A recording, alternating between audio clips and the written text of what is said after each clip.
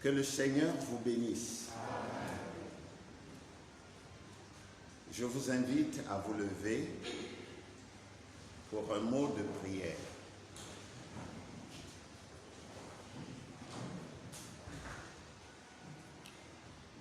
Notre Père céleste,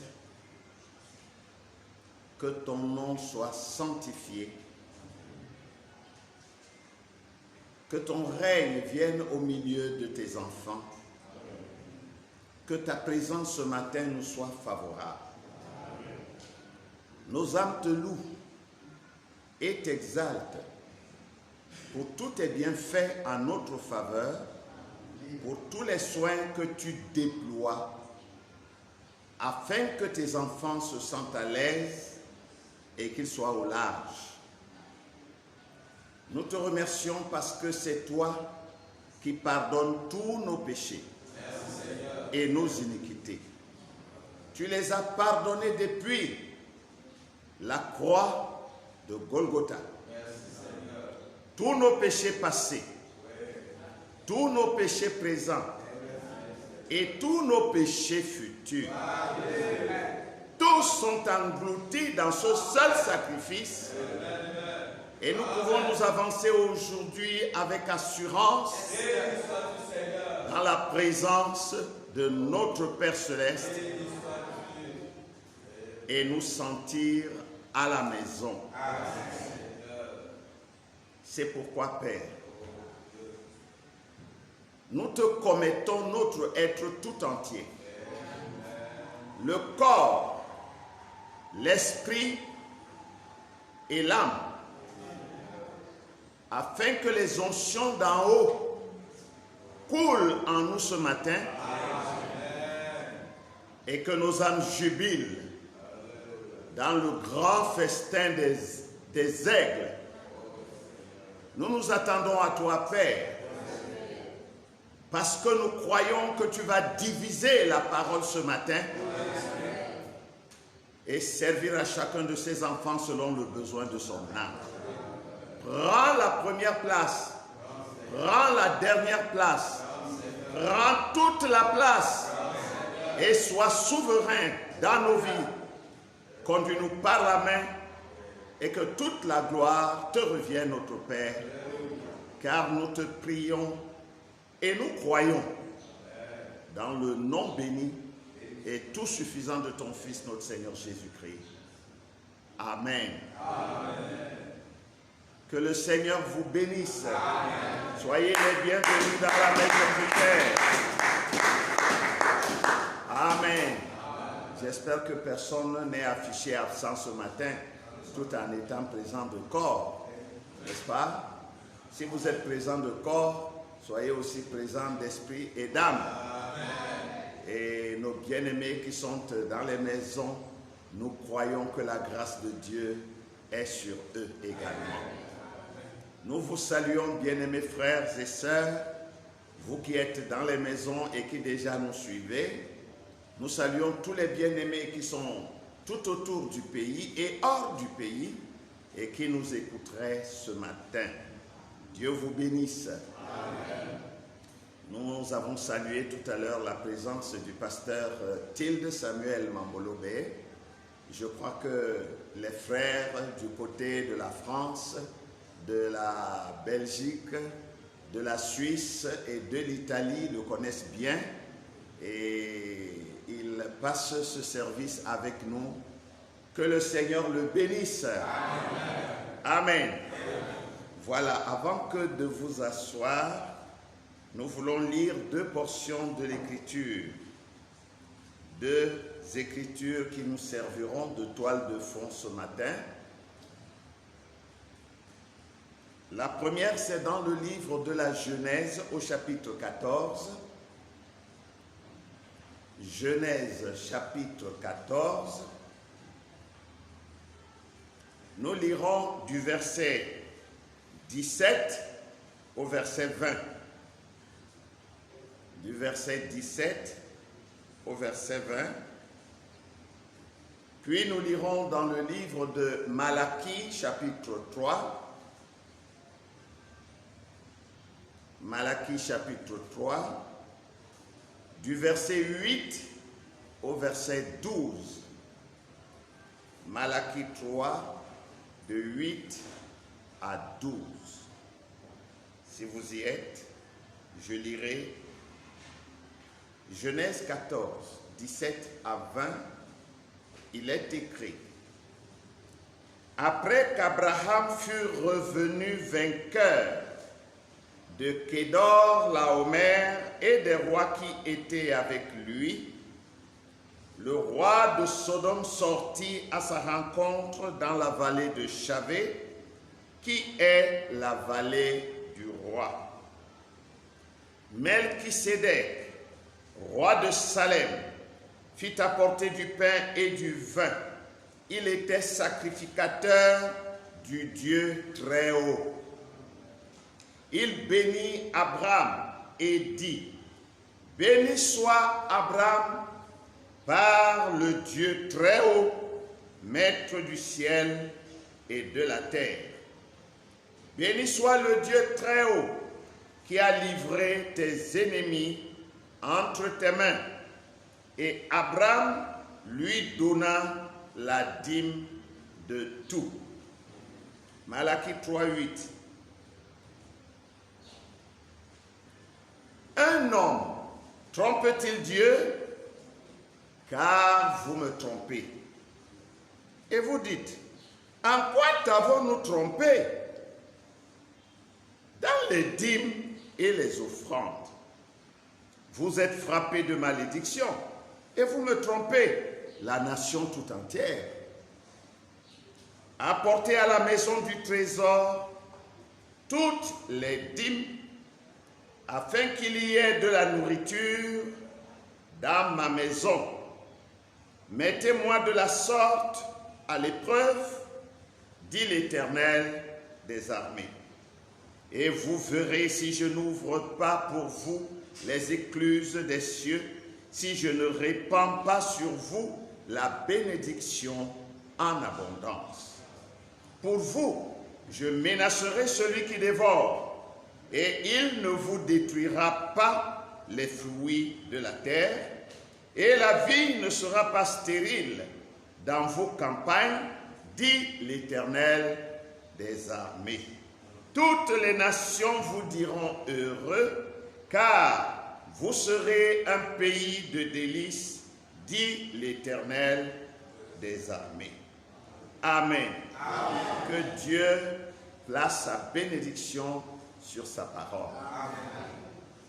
Veuillez vous asseoir, bien-aimés.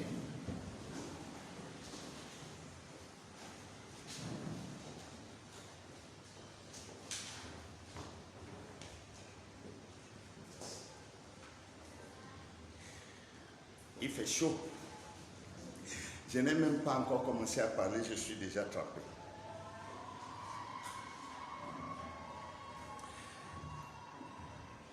Non, pas le ventilateur.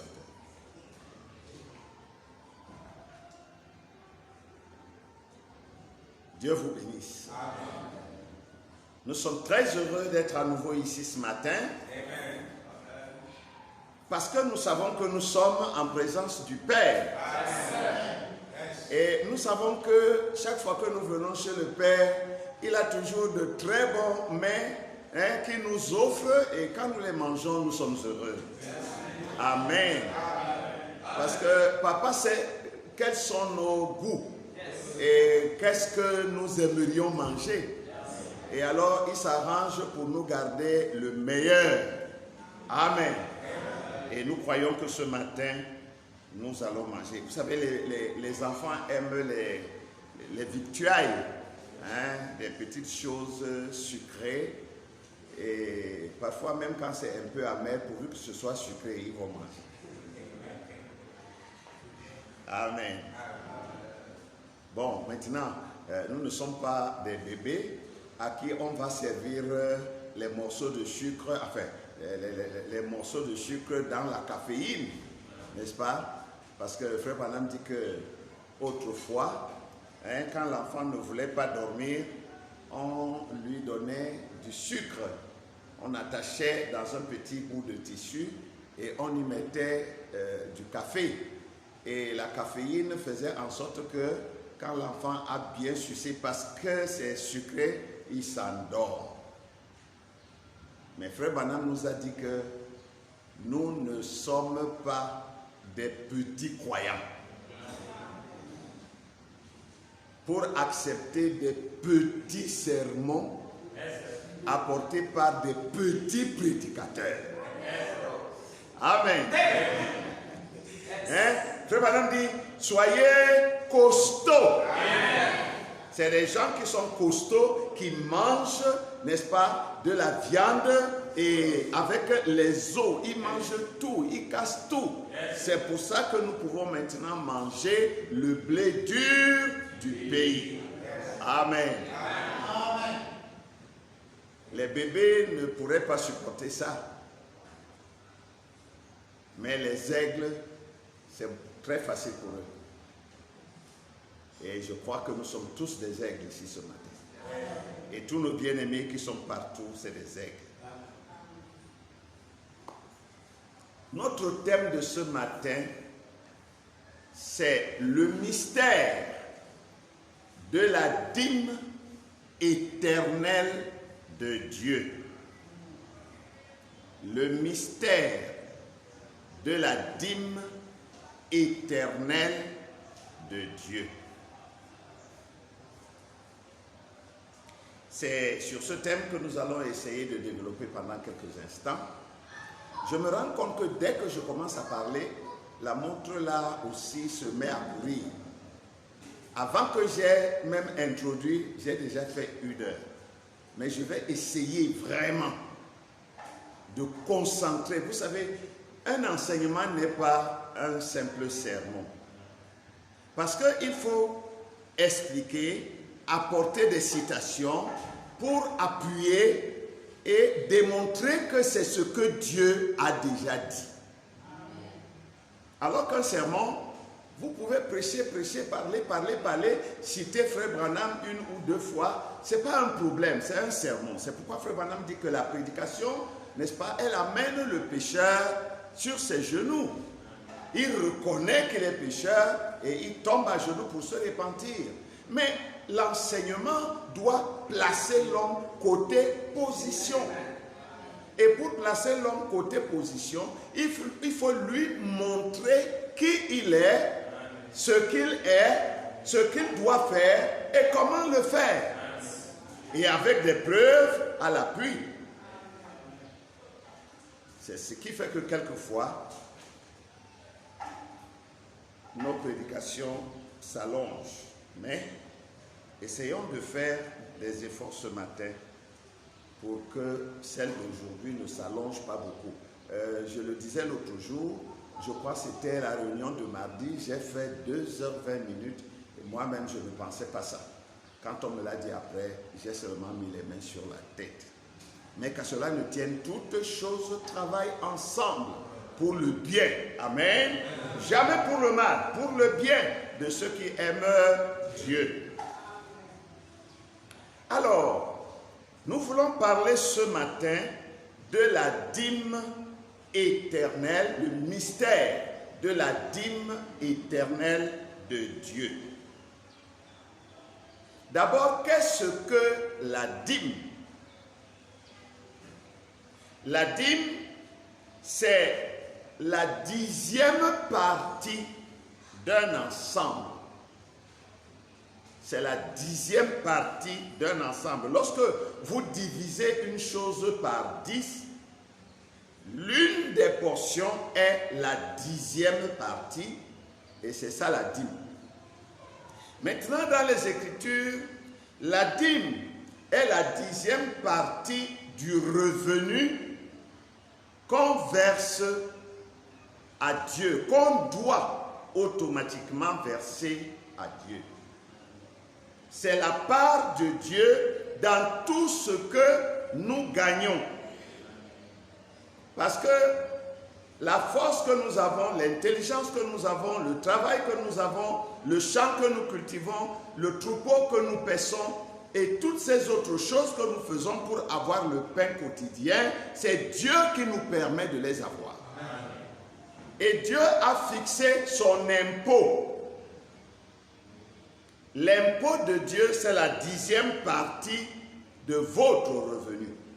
Pas de votre capital, mais de votre bénéfice.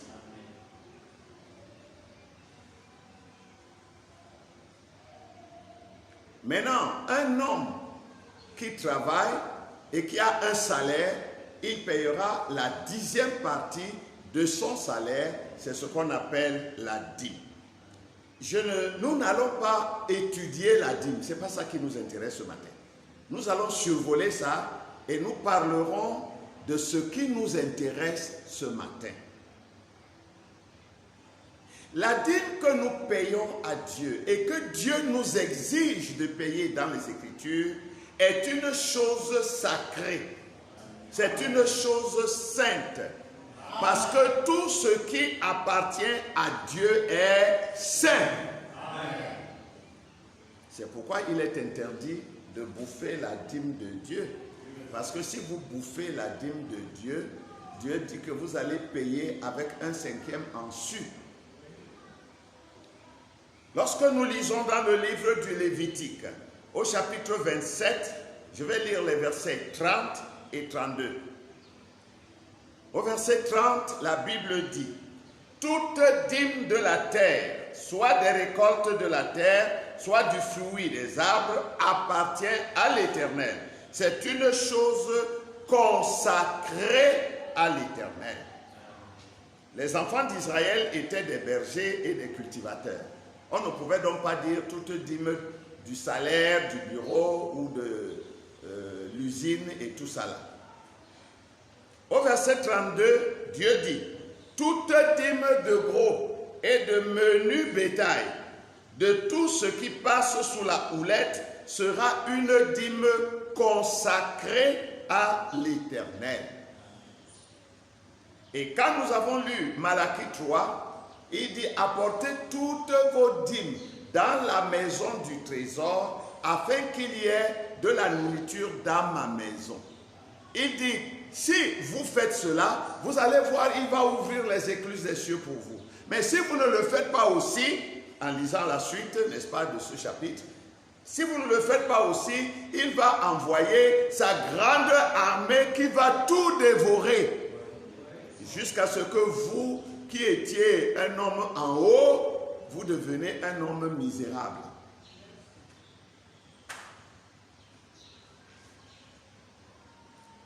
La dîme, telle que nous la pratiquons dans l'Église, aujourd'hui, prend son origine dans le chapitre 14e du livre de la Genèse, tel que nous l'avons lu ce matin. C'est la première fois que la Bible nous parle d'un homme qui donne sa dîme ou ses dîmes. Nous avons lu des sacrifices qui étaient donnés depuis le jardin d'Éden, mais ici, nous voyons un homme qui donne non pas seulement un sacrifice, parce qu'il va donner aussi des sacrifices, mais il donne la dîme. La dîme de tous ses biens, la dîme de tout ce qu'il avait. Et il la paye à qui? À Melchisédek. Il s'agit de Père Abraham.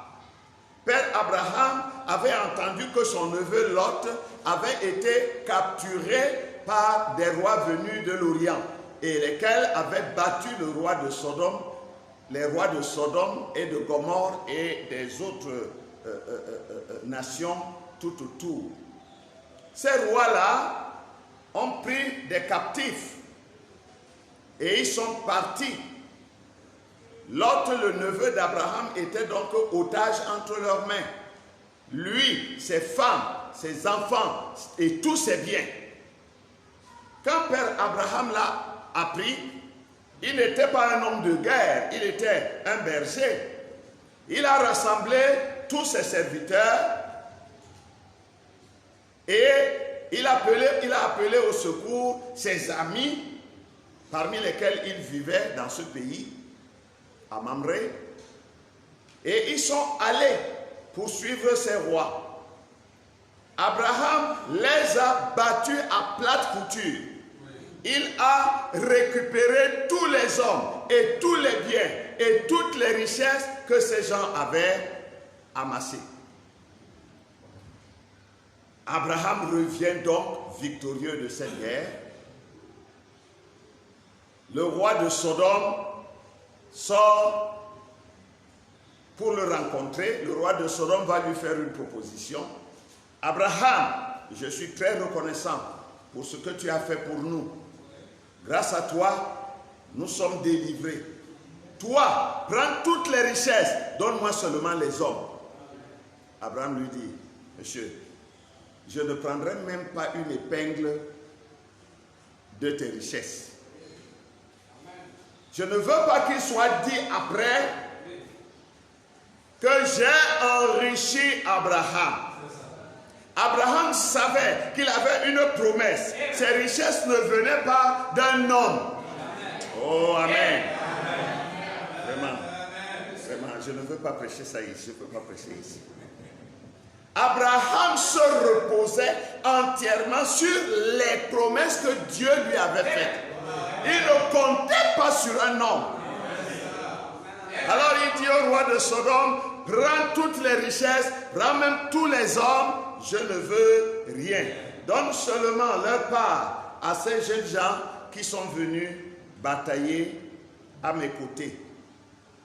Quand Abraham quitte le roi de Sodome, Melchisédek le rencontre. Melchisédek bénit Abraham au nom du Dieu très haut. Melchisédek déverse d'autres bénédictions sur lui. Amen. Et Abraham lui donne la dîme de tout. Voilà la toute première fois que nous entendons dans la Bible parler de la dîme. Et par la suite, Dieu lui-même va ériger la dîme en loi. Tout homme qui a un travail, une occupation rentable, devra payer la dîme de son revenu. Si tu es cultivateur, tu payes la dîme du revenu de ton champ. Le capital, c'est le champ. Ton bénéfice, c'est la récolte. Alors tu divises en 10 parties, tu donnes une partie à Dieu. Si tu es un berger, tu as ton troupeau. C'est ça ton capital. Tous les petits, que ce soit les petits des bœufs, les petits des vaches, les petits des brebis, et tout, tu divises en 10, tu donnes une partie à Dieu.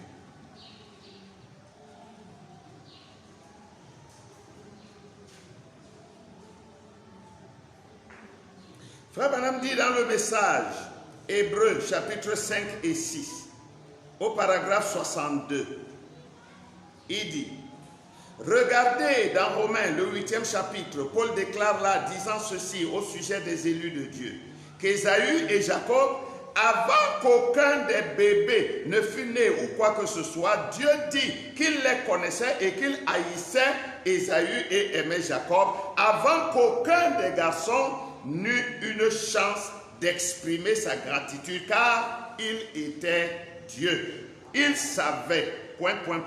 Il est infini. S'il est infini, il connaissait chaque puce, chaque mouche, chaque moucheron, tout ce qui serait jamais sur terre.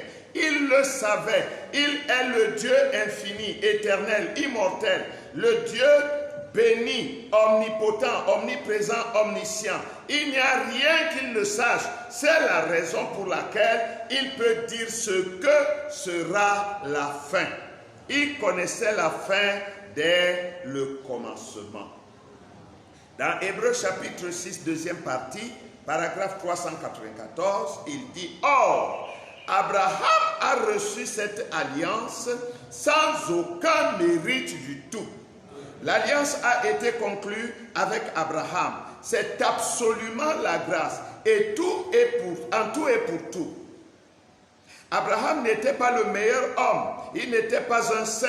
Il n'était qu'un homme ordinaire. Mais Dieu, par élection, a choisi Abraham. c'est parce que Dieu l'avait élu. Ce n'est pas qu'Abraham avait voulu ou qu'Abraham avait fait quelque chose ou qu'il était un homme bon, car il n'avait absolument pas de mérite du tout. Mais c'était le choix de Dieu. Amen. Dieu avait choisi Abraham. Amen. Nous parlons de la dîme éternelle. Le tout premier homme qui a donné la dîme à Dieu était un homme choisi. Amen. Un homme que Dieu connaissait à l'avance. Amen. C'était donc un homme que Dieu avait vu depuis l'éternité. Dieu l'a appelé à l'existence. Il l'a placé sur la terre et il lui a permis de poser un acte qui allait être un modèle pour les générations. Amen. Abraham est donc devenu une portion, une propriété de Dieu par élection. Amen.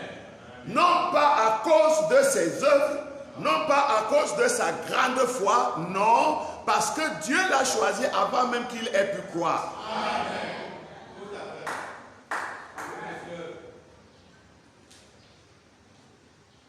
La dîme, je suis encore dans la dîme terre à terre.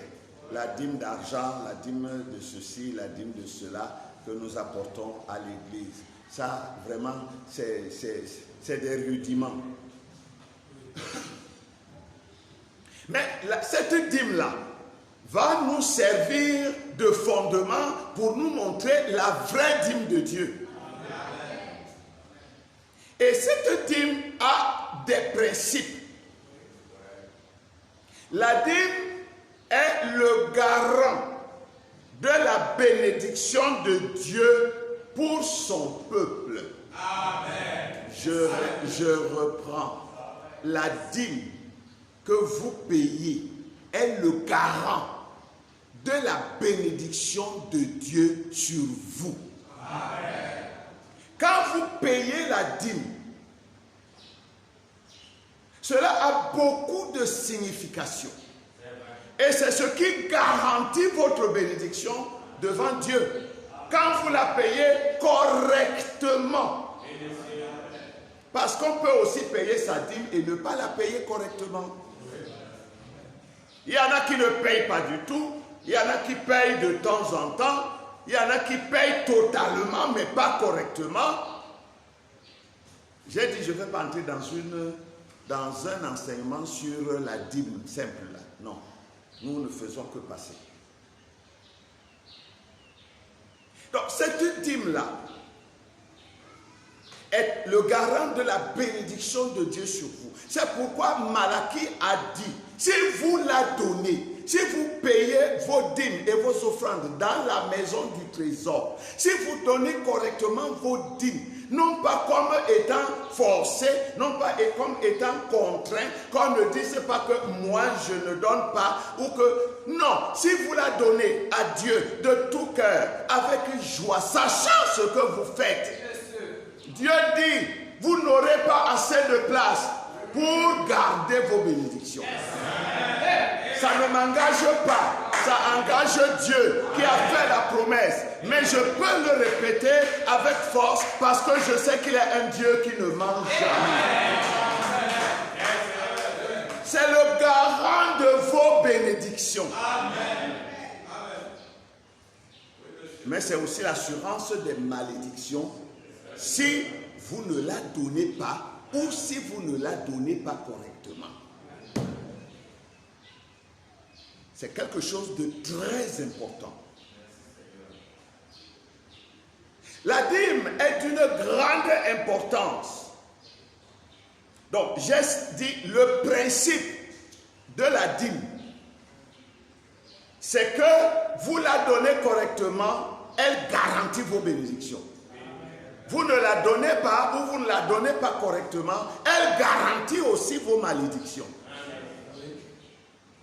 Les deux sont là. J'ai placé devant vous la vie et je vous conseille de choisir afin que vous...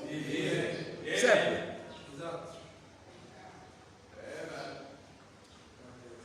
La dîme est d'une grande importance. Déjà, cette dîme que nous donnons à Dieu dans l'Église est d'une grande importance. J'ai parlé ici des ombres et de la réalité. Si vous n'avez pas part aux ombres, si vous n'avez pas part au type, vous n'aurez pas part à la réalité.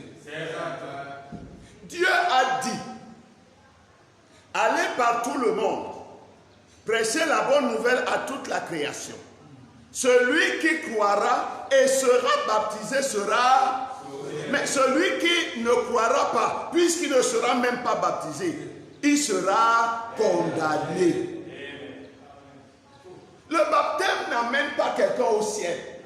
Mais Dieu l'exige parce que c'est un type de quelque chose. Et si vous manquez d'accomplir le type, vous n'aurez pas la réalité qui se cache derrière le type. Nous prenons la Sainte Seine, nous mangeons du pain. C'est la même farine que les autres achètent à la boutique et que nous pétrissons et nous venons manger ici. Nous disons que c'est le corps de Christ. En tout cas, ça symbolise le corps de Christ. N'importe qui peut fabriquer son vin comme nous fabriquons ici et le boire. Ce n'est que des types. Ce n'est que des ombres. Mais derrière ces ombres, il y a des réalités éternelles. C'est pourquoi Dieu veut que nous fassions ça dans les ombres afin que nous ayons part à la réalité éternelle. Et celui qui n'a pas, qui n'est pas dans les ombres ou dans les types, n'a pas de part avec la réalité. Amen. Donc, la dîme que nous donnons à Dieu, c'est vrai, elle a déjà, n'est-ce pas, cet objectif qu'il y ait la nourriture dans la maison de Dieu, parce que ceux qui travaillent dans la maison de Dieu doivent être nourris de ça. C'est pourquoi l'apôtre Paul dit, celui qui travaille au temple est nourri par le temple. Celui qui travaille dans l'évangile doit être nourri par l'évangile. On ne muselle pas le bœuf qui foule le grain. Et Paul expliquait que Dieu ne s'embarrasse pas des bœufs. Si tu ne donnes même pas la nourriture au bœuf, ça fait quoi? Il va aller en brousse, il va manger de l'herbe. Il n'a pas besoin de ta permission pour ça. Mais Dieu dit cela pour ses serviteurs. Amen. Alors l'apôtre Paul dira, si nous travaillons pour que vous ayez les biens matériels, les biens de ce siècle, est-ce que ce serait trop vous demander quand nous disons que vous devez donner une part à ceux qui vous enseignent? Bien sûr que non. Donc vous voyez, la dîme a déjà ce côté de nourrissement pour les serviteurs de Dieu, mais c'est un type très profond de quelque chose dont nous parlerons ce matin.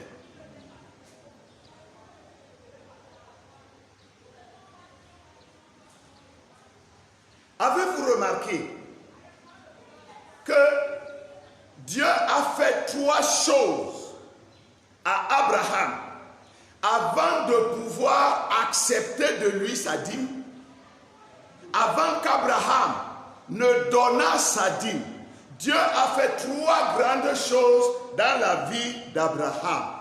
Premièrement, Dieu a séparé Abraham de toute forme d'incrédulité. Il l'a séparé de tous les non-croyants qui sont sortis avec lui pour le suivre. Il l'a séparé de tous les simili-croyants. Les non-croyants, c'était son père et les autres. Les simili-croyants, c'était Lot et les autres. Pour qu'ils puissent rester seuls croyants. Parce que si vous avez autour de vous des non-croyants, des simili-croyants, votre évolution même va être difficile.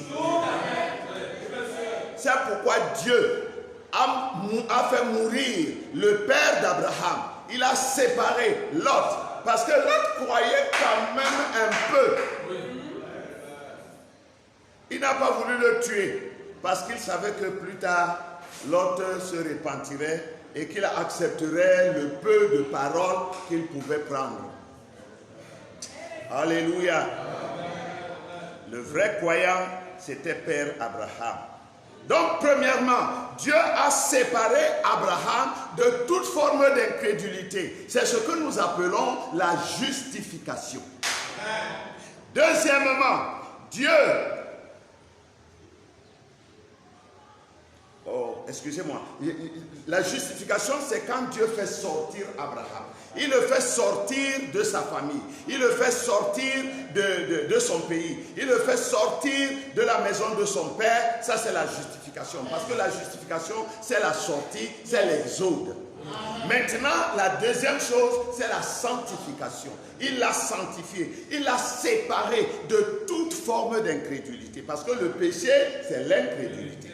Et troisièmement, Dieu a fait quelque chose de particulier, d'exceptionnel à Abraham. Dieu est entré en communion avec Abraham. Dieu a introduit Abraham dans sa communion et il lui a donné une partie de son nom.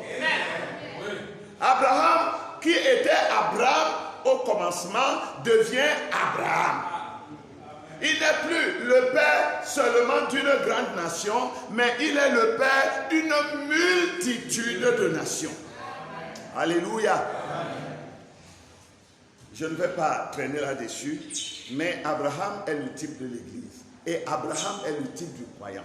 Tout croyant passe par ces trois étapes. La justification, la sanctification et le baptême du Saint-Esprit. Quand Dieu donne une portion de son nom, le Ham de Elohim, quand il donne le Ham à Abraham et que Abraham devient Abraham, Abraham est déjà une portion de Dieu. Parce qu'une portion de Dieu est en Abraham. Amen. Et Abraham est donc devenu comme un chrétien qui suit le Seigneur. Il est baptisé dans l'eau, il vient à l'église, il écoute la parole et chaque jour la parole le purifie un peu, chaque jour un peu, lui permettant d'abandonner la mondanité et les choses de la chair jusqu'au jour où Dieu met en lui une portion de lui-même, c'est-à-dire le Saint-Esprit. C'est à ce moment que Abraham va donner la dîme à Elohim. Parce que les deux étaient déjà en communion.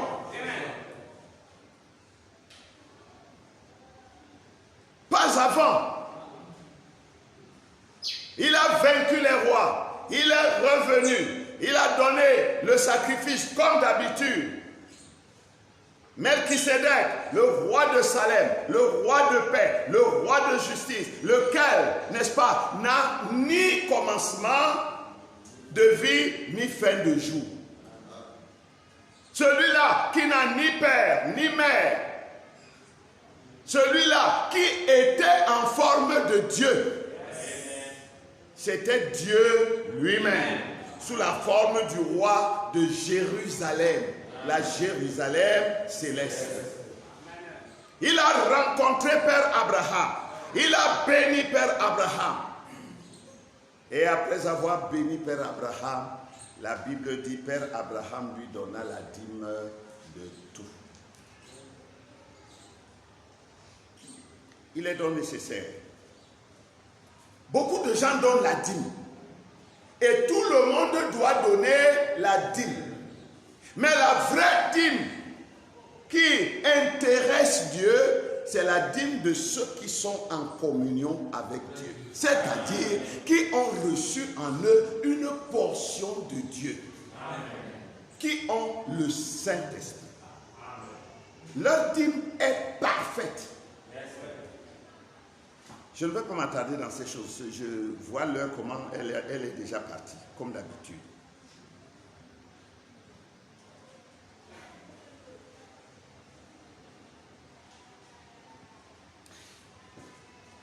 Je vais lire dans questions et réponses.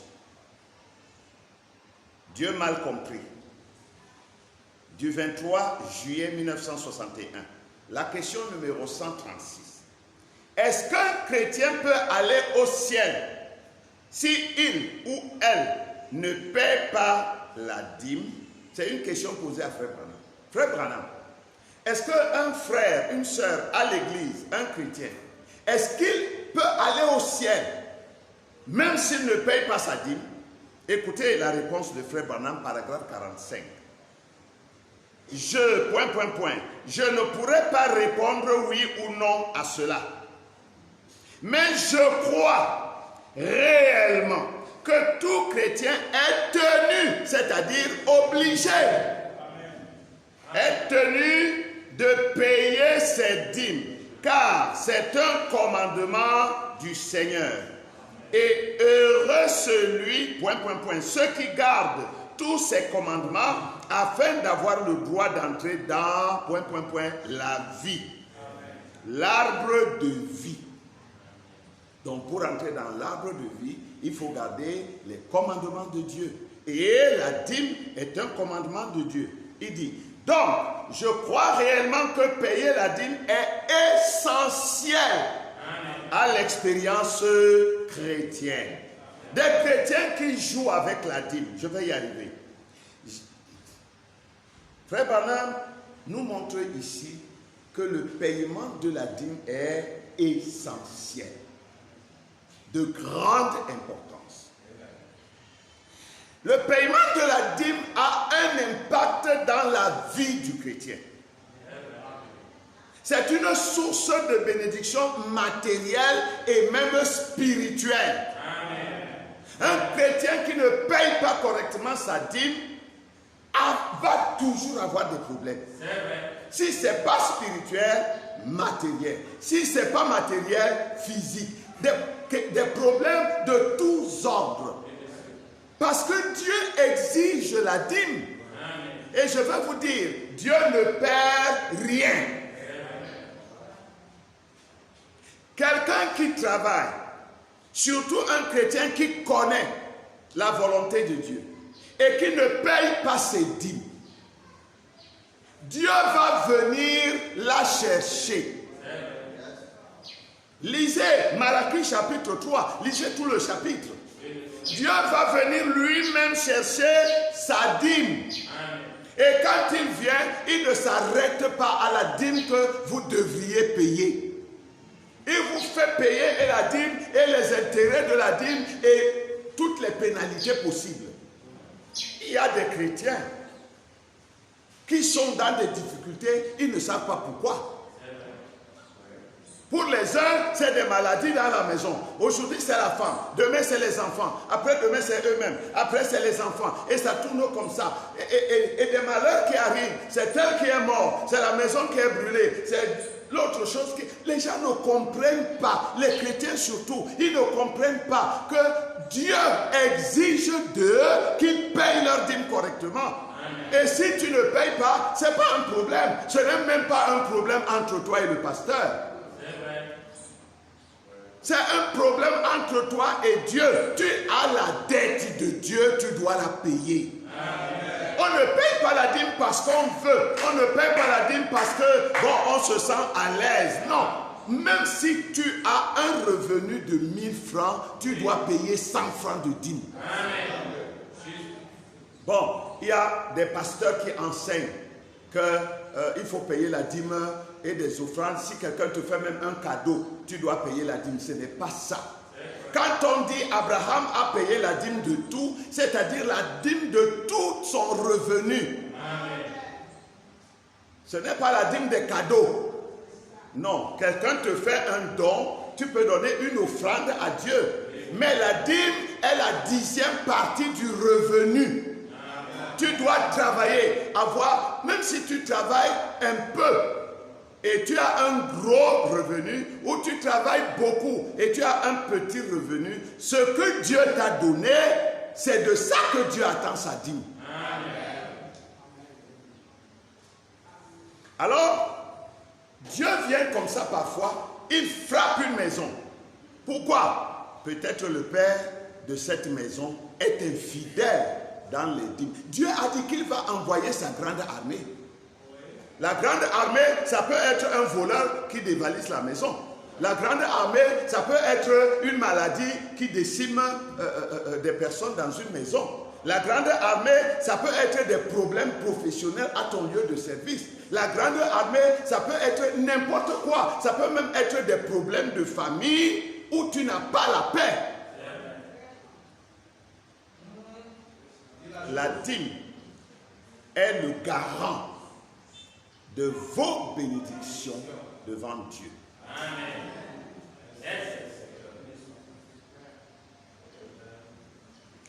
Questions et réponses. Dieu mal compris. Paragraphe 112.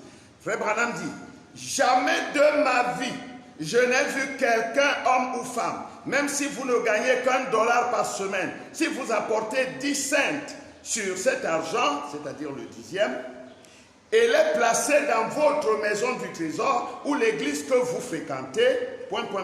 Si Dieu ne bénit pas cela, traitez-moi d'hypocrite. Amen. Oui, monsieur, c'est un défi à n'importe qui. Et tout chrétien, cela répond à cette autre question. Tout chrétien devrait payer la dîme. Amen. C'est exact. Cela devrait être fait. Amen. Dans Jéhovah Jireh, prêché le 9 décembre 1956, au paragraphe 7, Frère Branham dit: j'ai confiance que Dieu vous rétribuera pour votre fidélité de plusieurs manières, et que le pot dans votre maison ne se vide jamais, et que la cruche ne se vide jamais. C'est ma prière. Que Dieu vous bénisse. Écoutez ce que Frère Branham dit, et c'est conforme à l'écriture. Une église qui ne paye pas la dîme, cette église doit être fermée. Amen. Si les fidèles dans une église ne payent pas leur dîme pour que les hommes de Dieu aient la nourriture dans la maison du trésor, Dieu dit que cette église doit être fermée. Écoutez d'abord ce que Frère Branham dit à ce sujet. C'est dans Comme l'aigle éveille sa nichée, prêché le 4 août 1960 au paragraphe 75. Frère Branham dit: c'est ainsi que l'aigle, quand il se trouve au milieu des poussins, voyez, ainsi, elle monta sur un tas d'immondices et elle commença à gratter et à dire clac, clac, clac, clac. Nous allons avoir nous allons avoir un vieux souper ici ce soir. Nous devons payer le pasteur. Les gens font des gymnastiques, n'importe quoi pour payer le pasteur. Dieu a institué comment ça doit se faire. Nous devons effectuer quelques ventes pour payer le ... Quand cela en arrive à un tel point dans une église, qu'on doit passer la cotisation ou vendre des objets ou faire de la nourriture à vendre ou quelque chose d'autre pour payer le pasteur, William Branham, la bouche autorisée de Dieu, dit: quand cela en arrive à un tel point, l'église devrait fermer ses portes. Amen. Payez vos dîmes et le pasteur sera payé. Amen. Maintenant, dans Malachie au chapitre 1, verset 10, la Bible dit: lequel de vous fermera les portes pour que vous n'allumiez pas en vain le feu sur mon autel? Je ne prends aucun plaisir en vous, dit l'Éternel des armées. Et les offrandes de votre main ne me sont point agréables. Pourquoi? Parce que Dieu est en train de leur reprocher ici qu'ils ne donnent pas correctement leurs dîmes et leurs sacrifices et leurs offrandes. Amen.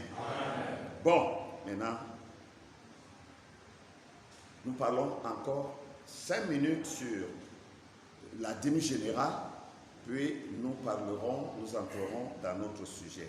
Nous n'allons pas être très longs ce matin, je le crois. Maintenant, quand le peuple de Dieu a apporté ses dîmes dans la maison du trésor, cette dîme-là va au pasteur. Frère Branham dit que c'est le salaire du pasteur. Mais bien sûr, il ne travaille pas seul. Il a des collaborateurs. Donc le pasteur doit donner un salaire à ses collaborateurs. Bon, il y a des pasteurs qui donnent après chaque prédication, quelqu'un qui prêche, il lui donne une enveloppe. Il y en a qui donnent un salaire à la fin du mois. Mais l'essentiel, c'est que le pasteur donne un salaire. Maintenant, quand chaque prédicateur a reçu quelque chose de la dîme ou du salaire qui lui revient, il doit payer la dîme de la dîme. C'est ça. Amen. La plupart, c'est même les pasteurs, les prédicateurs, je veux dire, en général, qui sont les plus durs, qui ne payent pas leur dîme. Ils ne payent pas. Quelqu'un prend la dîme. Il enlève la dîme de la dîme. Il prend donc le reste d'argent, c'est son salaire. Ça va de soi. Maintenant, la dîme de la dîme, il prend, il remet dans la caisse de l'église. Il est en train de voler l'argent de Dieu. Parce que lui-même encore va bouffer la même dîme de la dîme. Et c'est vrai, c'est un voleur. Parce que la dîme de la dîme doit être versée. Il prélève la dîme de la dîme. Il doit la donner à un autre ministre. Nous n'avons pas le temps d'étudier ça. Il y a tout un livre de recueil que j'ai écrit dans les éditions La Pierre de Fête, parlant de la dîme de Dieu. Je suis pasteur de mon église. J'ai prélevé toutes les dîmes qui sont apportées par les enfants de Dieu. J'ai donné à chaque collaborateur son salaire. Ce qui reste comme mon salaire, je dois prélever le 1/10 de ça et donner à un autre ministre. Il y a des ministres qui ont des petites églises qui ne peuvent pas nourrir l'homme. Il y a des évangélistes qui vont à gauche, à droite, partout pour propager l'évangile. Ils n'ont pas, certains d'entre eux n'ont pas une église pour les soutenir. Mais c'est l'œuvre de Dieu. Nous devons les aider, nous devons les soutenir. Nous devons donner cet argent à un ministre. Parfois, c'est un ministre qui a même une église et puis peut-être qu'il a un bon revenu. Mais il peut arriver peut-être qu'il soit en difficulté. Il est peut-être tombé malade, il a fait de grosses dépenses ou alors, je ne sais pas, un problème. Nous voyons que le frère trime à ce moment-là. Je prends ma dîme, je lui donne. Et ça va l'aider. Voilà comment on paye la dîme. On ne prend pas la dîme de la dîme pour la remettre dans sa propre caisse et encore le mois prochain, on reprend la même dîme de la dîme avec les autres dîmes. On continue de bouffer. C'est faux. En tout cas, lisez Nombre chapitre 18, du verset 25 au verset 28. Maintenant, nous entrons dans notre message de ce matin. La dîme éternelle de Dieu. Le mot éternel signifie qui n'a ni commencement ni fin. Nous sommes d'accord là? Le mot éternel signifie qui ne finit jamais. Or, notre prophète nous a dit que tout ce qui a un commencement a aussi une fin. Il n'y a que des choses qui n'ont pas de commencement, qui aussi n'ont pas de fin. Maintenant, quand nous disons la dîme éternelle, sachant que la dîme a commencé avec Abraham, nous sommes en droit de dire que la dîme n'est pas éternelle. Vous êtes d'accord avec moi? Donc dire la dîme éternelle, cela semblerait à un non-sens. Mais en réalité, il y a une dîme éternelle. Frère Branham dit dans Hébreux chapitre 6 et 7, paragraphe 58, que tout ce qui a un commencement a une fin. Et ce qui est sans commencement n'a pas de fin. Maintenant, quelle est la signification de l'expression dîme éternelle? La dîme éternelle, c'est une dîme qui n'a pas de fin. C'est une dîme qui n'a ni commencement ni fin. Donc vous comprenez qu'il ne s'agit pas de la dîme d'Abraham. Vous comprenez qu'il ne s'agit pas de la dîme que nous apportons à l'église. Ça doit être quelque chose d'autre qui n'a pas eu de commencement et alors qui n'aura pas de fin. Quand un dîmeur donne sa dîme, il s'identifie à sa dîme. Vous êtes avec moi là? Quand vous donnez votre dîme, que ce soit l'argent ou n'importe quoi, vous vous identifiez à votre dîme. Et non seulement vous vous identifiez à votre dîme, vous vous identifiez à votre choix. Amen. Parce que la dîme n'est pas d'abord une question d'argent. La dîme n'est pas d'abord une question de matériel. La dîme a une réalité spirituelle. Et quand vous donnez votre dîme, vous êtes confondu avec votre dîme. De telle manière que si Dieu vous a accepté, il accepte votre dîme. Si Dieu accepte votre dîme, c'est la preuve qu'il vous a accepté. Maintenant, si Dieu ne vous a pas accepté, il ne va pas accepter votre dîme. Celle que nous donnons à l'église, même si vous apportez un biscuit, que c'est la dîme, nous on prend. Mais la vraie dîme de Dieu, ce n'est pas quelqu'un qui la lui donne. Vous me suivez bien? Ce n'est pas vous qui donnez la dîme de Dieu. C'est Dieu lui-même qui prend sa dîme. C'est Dieu lui-même qui prélève sa dîme. Il ne demande à personne. Il la prend souverainement.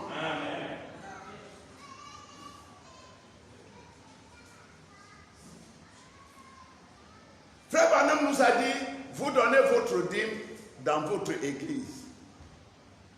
Dans l'église que vous fréquentez. À l'homme qui vous enseigne. Et Frère Branham dit que c'est très important.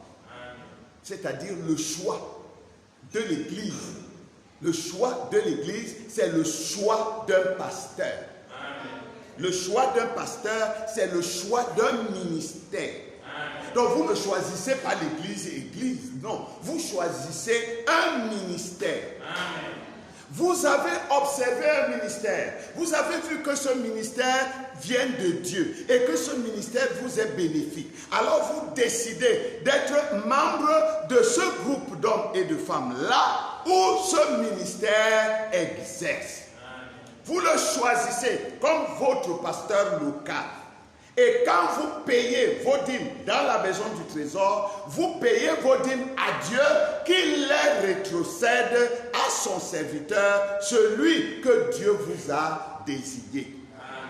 Le choix d'une église doit donc être, n'est-ce pas, révélé. Il doit vous être révélé. C'est par révélation qu'un homme doit choisir son église. C'est par révélation, non pas par hasard, non pas par affinité.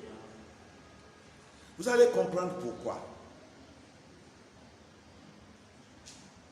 Quand vous choisissez votre église, vous faites corps avec l'enseignement qui est donné dans cette église. Parce que c'est cet enseignement qui fait de vous ou qui fera de vous ce que vous devrez être. Si vous êtes bien enseigné, votre foi est bien bâtie. Si vous êtes mal enseigné, votre foi n'est pas bien bâtie, elle va être tordue. Maintenant, vous allez me demander, pasteur, comment savoir que dans telle église, on enseigne la vérité? J'ai dit que c'est prédestiné.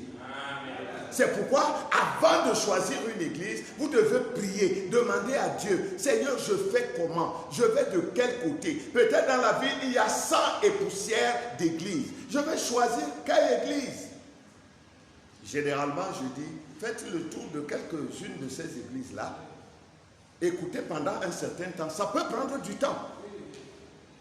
Ce n'est pas parce que vous êtes arrivé dans une église 2, 3, 10 fois que vous êtes déjà membre de cette église. Parce que les pasteurs aussi, dès que quelqu'un pointe le nez, il est déjà membre de notre église. Ce n'est pas vrai. Je peux venir dans votre église pendant 1 mois, 2 mois, pendant 1 an. Et je ne suis pas membre de votre église. Je dois sonder, je dois observer, je dois vérifier, je dois être sûr que si je me fais membre de cette église, je vais être bien nourri. Maintenant, je ne crois pas aussi qu'un chrétien qui part de son pays pour un autre pays, il va rester là-bas 1 an, 2 ans, 3 ans. Il n'a pas d'assemblée locale sur place. Son assemblée locale, c'est toujours dans son pays. Ça aussi, je ne crois pas ça.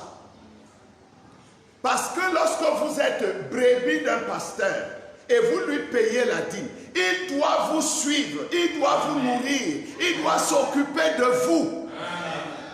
S'il ne s'occupe pas de vous, vous n'avez pas à lui envoyer la dîme. C'est pourquoi le changement d'assemblée locale doit suivre, n'est-ce pas, la procédure scripturaire. Bon, nous n'avons pas le temps vraiment d'entrer dans tout ça. Je vais vous donner un exemple. Je n'aime pas beaucoup parler de ce problème. Je n'aime pas beaucoup parler de ce problème. Mais je vais en parler un peu.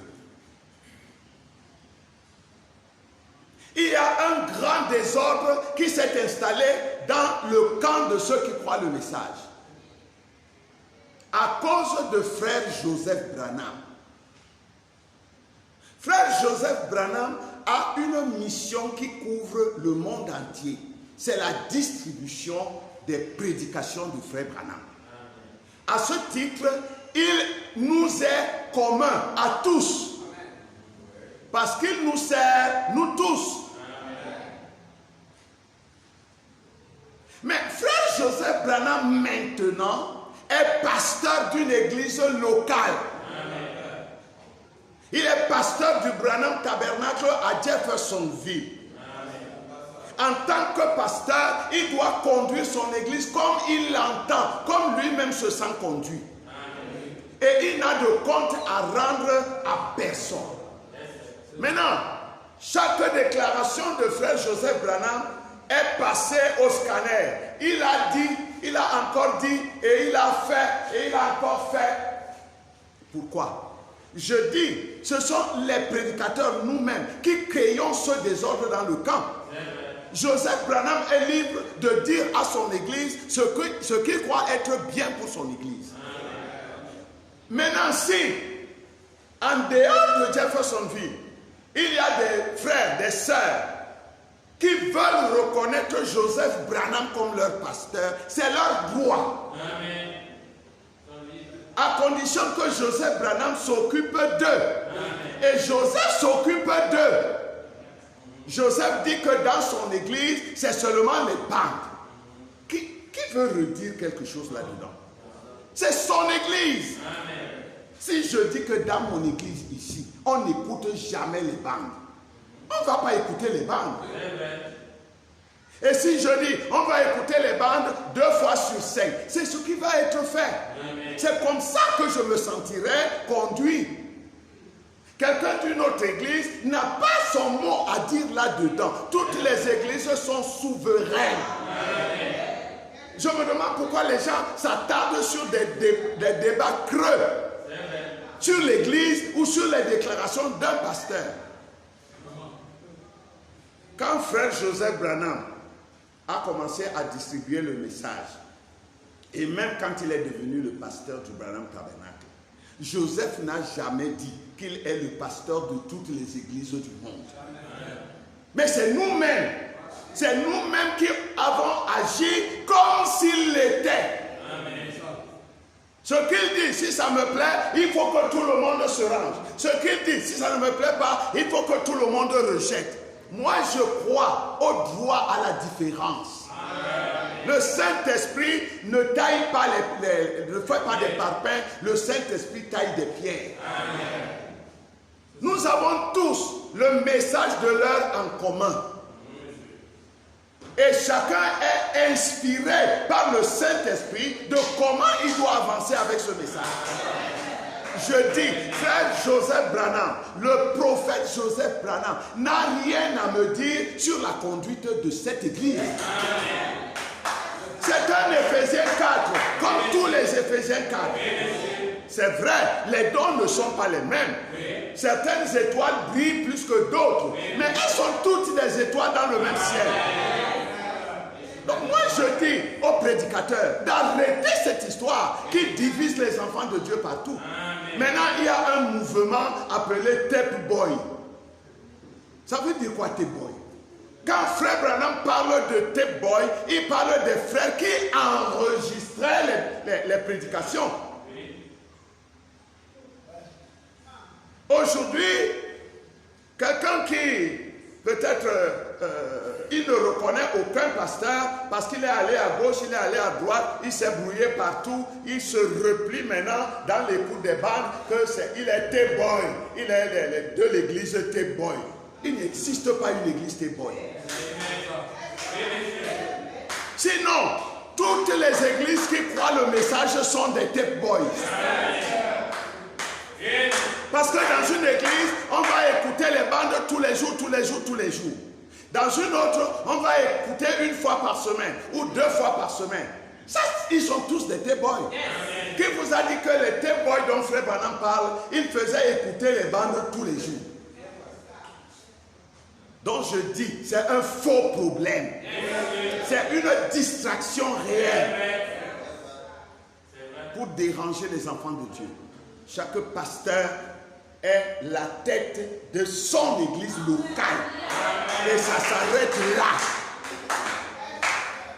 Maintenant, comprenez que Frère Joseph, il sait qu'il y a des gens dans le monde entier qui croient son ministère et qui se sont mis sous son ministère. Ce sont des brebis de son troupeau. Il lui paye la dîme parce que lui aussi s'occupe d'eux. Il leur envoie chaque jour la bande à écouter, chaque jour la citation du jour. C'est son église. Amen. Moi je pense qu'il faut qu'on les laisse tranquilles. Et moi je pense qu'eux aussi doivent laisser les autres tranquilles. Mais nous aimons tellement les discussions, les débats et les querelles vides, inutiles, qu'au lieu d'accomplir la mission qui est la nôtre, au lieu de prêcher à ceux qui ne connaissent pas le message, de les amener dans la lumière, nous perdons du temps bêtement comme ça, dans des querelles sans fond. Je n'aime pas beaucoup parler de ces choses. Beaucoup de frères me posent des questions. Pasteur, quelle est ta position? Je dis ma position, c'est que je ne suis pas dans ces querelles-là. Je considère frère Joseph Branham, prophète Branham, Joseph Marion Branham. Il est un Éphésiens 4. Voilà un qui est apôtre, l'autre est prophète, un autre est docteur, un autre est évangéliste, un autre est pasteur. Ils sont tous des Éphésiens. Et Frère Branham dit que chaque église soit souveraine, qu'elle soit selon son genre. Mais il dit, ne coupez pas la communion. Ne coupez pas la communion. Là encore, voilà que l'on commence à faire des clans. Oh non, nous sommes des Joséphites, nous sommes des Parnélites, nous sommes des Franquistes. Les autres, c'est stupéfiant. Et nous disons que l'enlèvement est proche. Je suis désolé si j'ai blessé quelqu'un vraiment. Vous qui écouterez cette bande, pardonnez-moi. Mais c'est ma position. Joseph Branham a le droit de dire à ceux qui suivent son ministère tout ce qu'ils pensent que ça vient du Saint-Esprit. Toi, de ton côté, fais de même. Amen. Parce que, en revenant toujours sur des débats autour de Joseph Branham, ça veut dire que nous-mêmes, nous voulons faire de lui le pasteur de toutes les églises. Donc, ce qu'il dit en haut là-bas, c'est ce que nous faisons ou que nous refusons de faire. Ça n'a rien à voir. Que chaque église soit selon son genre. Moi, je crois au ministère de Frère Joseph Branham. Et quand les gens disent que Joseph est le prophète de toutes les épouses, il est prophète dans le corps de Christ, comme l'autre est évangéliste dans le corps de Christ, un autre est apôtre dans le corps de Christ, et ainsi de suite. Il n'y a pas une tête pensante. Aujourd'hui, c'est le Saint-Esprit. Parce que Branham est parti dans l'Ancien Testament. Quand un prophète majeur partait, un prophète mineur le remplaçait. Dans le Nouveau Testament, quand un grand prédicateur, un messager s'en va, ce sont des petits messagers qui suivent. Ce n'est pas des petits, ce n'est pas des prophètes. Et puis d'ailleurs, il n'y a pas la notion de prophète majeur ou prophète mineur dans le Nouveau Testament. Si vous avez montré moi un verset, un seul, ça n'existe pas. Il n'y a pas de prophète mineur. Oh non, Joseph est prophète mineur. Non. Il n'est ni majeur, ni mineur. Il est prophète. Éphésiens 4. Maintenant, il peut avoir un ministère plus élargi qu'un autre. Ça, je l'admets. C'est une notion qui n'existe pas dans le Nouveau Testament. À moins que nous retournions dans l'église juive, alors nous chercherons les majeurs et les mineurs.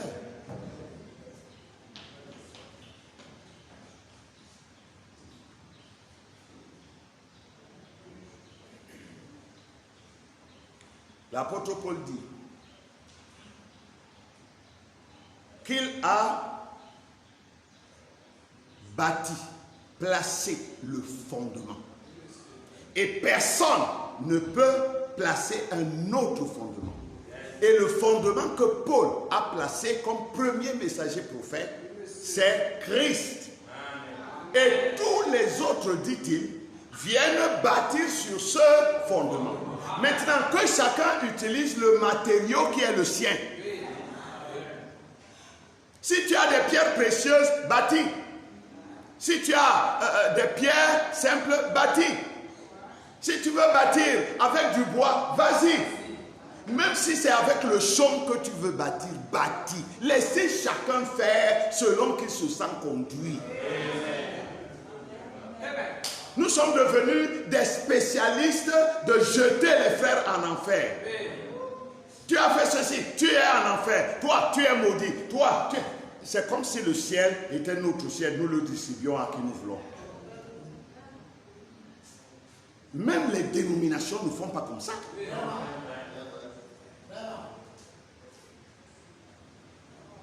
Donc que chacun bâtisse avec son matériau. Mais le temps de l'épreuve du feu viendra. C'est alors que l'œuvre de chacun sera éprouvée. Si la tienne subsiste, tu seras heureux. Et si la tienne est consumée par le feu, eh bien tu auras perdu ta récompense. Tu seras quand même sauvé comme au travers du feu. Je vais encore ajouter ceci. À Jérusalem, au temps de Jésus, il y avait une piscine qu'on appelait la piscine de Bethesda. Jérusalem est le type du ciel, du royaume de Dieu. Mais dans Jérusalem, il y avait cette piscine. Et comme la Bible nous le dit, dans cette piscine, il y avait 5 portails, 5 entrées. Et les malades venaient et se couchaient devant les entrées là. Tous les malades ne se couchaient pas devant une seule entrée. Il y avait 5 entrées. Tel était apôtre, l'autre prophète, un autre docteur, un autre évangéliste, puis un autre pasteur. Amen. Il y a des gens, il y a des malades, des pécheurs qui viennent du monde pour embrasser l'évangile. Ils viennent. Tel va se coucher devant la porte de l'apôtre, l'autre devant la porte du prophète et ainsi de suite. Chacun d'eux conduit par le Saint-Esprit. C'est pourquoi j'ai dit le choix d'une assemblée locale doit être une révélation. Dieu doit te parler.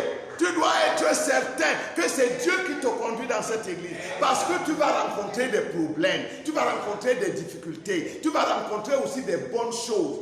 Quand les temps difficiles viendront, ne dis pas, oh, qui m'a même envoyé dans cette église. C'est mon frère qui m'a dit, allons, et moi aussi je suis. Non, il faut que ce soit le témoignage de Dieu dans ton cœur.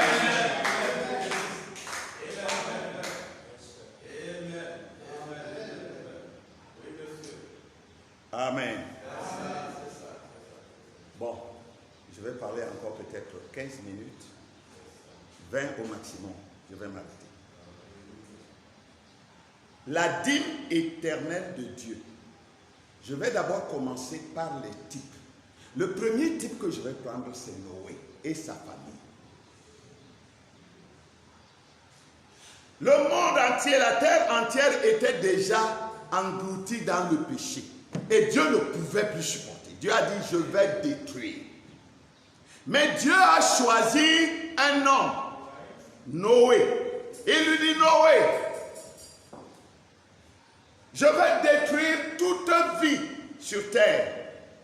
Mais toi, je t'ai choisi pour échapper à cette destruction. Bâtis, construis un navire. Et tu vas entrer dans ce navire avec ta famille et avec tous les animaux qui sont sur la terre et qui sont sur la terre et qui sont dans les airs par couple. C'est ce que Noé a fait. Le déluge est venu et le déluge a détruit tous les hommes, tous les animaux, tous les oiseaux. Mais Noé et sa femme, ses 3 fils et leurs 3 femmes, et tous les animaux qui étaient dans l'arche ont été sauvés.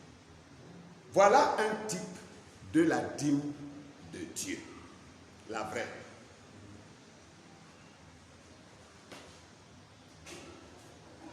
Noé a été appelé, choisi, élu par Dieu. Et quand Dieu a choisi son homme, cet homme devient sa propriété. Et tout ce que Dieu choisit pour lui-même n'a pas besoin d'être sanctifié, c'est déjà saint. Vous me comprenez? Je dis, si Dieu choisit un voleur et il fait de ce voleur sa portion, ce voleur n'est plus un voleur, il est déjà un homme saint. Parce que être la propriété de Dieu, c'est être une partie de Dieu. Alors, Dieu ne peut pas avoir une partie impure et une partie pure. Par le fait même que Dieu te choisit, tu es un homme saint. C'est comme ça que Dieu va dire, la Bible va dire que Noé était juste. Non pas que Noé était juste. Noé était un homme avec les autres. La preuve, c'est qu'à peine il sort de l'arche, il commence à boire de l'alcool et à s'enivrer. Ça veut dire qu'il avait l'habitude. Donc il n'était pas un homme juste. Il n'était pas un homme saint. Mais parce que Dieu se l'est choisi, Noé est devenu un homme saint. Nous avons l'exemple de Lévi. Nous connaissons tous l'histoire de Lévi et tout ce qu'ils ont fait, son frère Siméon et lui, jusqu'à ce que le prophète Jacob se dissocie d'eux. Mais quand Dieu a choisi Lévi, le prophète Moïse va dire, Lévi est l'homme saint, le porteur des Oumim et des Toumim. Parce que Dieu l'a choisi, Lévi devient saint. Amen. Nous prenons l'exemple d'Abraham.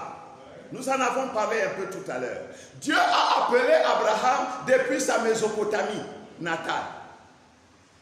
Abraham était un adorateur d'idoles. Abraham adorait des idoles comme ses pères, comme ses parents, comme ses frères. Mais le jour où Dieu l'a appelé et que Abraham a répondu positivement, Dieu lui dit, je t'ai choisi, je ferai de toi le père d'une grande nation. Et au travers de toi, la terre tout entière sera bénie. Depuis ce jour-là, Abraham n'était plus un adorateur d'idoles. Abraham est devenu une portion de Dieu. Alors, Abraham est devenu un homme saint.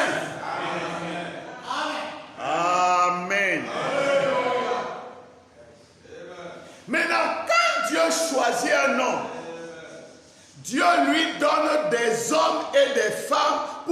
soutenir la même vision.